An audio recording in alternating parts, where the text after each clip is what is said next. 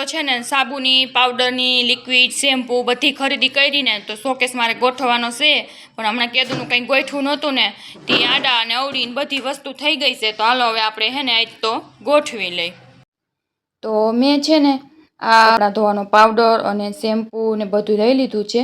તો બતાવું હું તમને. મેં મેડીમિક્સ સાબુ લીધો છે અને કપડાં પલાળવા માટે શાવર પાવડર લીધો છે, બહુ મસ્ત આવે છે, એ મેલ એકદમ કપાઈ જાય.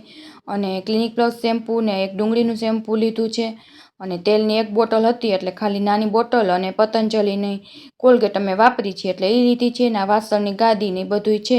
અને સંતૂર સાબુ તો 2 ગોટી હજી પડ્યો હતો અને સંતૂરનું જ હેન્ડવોશ લીધું છે. પછી કપડામાં પરસેવાની ને કોઈ એવી સ્મેલ ખરાબ ન આવે એ માટે કપડાનું કમ્ફર્ટ લીધું છે. પણ આ બધી તો જો બધી વસ્તુ છે ને તો સાફ સફાઈની જ છે, પણ મૂકવાની જગ્યા કેટલી ખરાબ છે.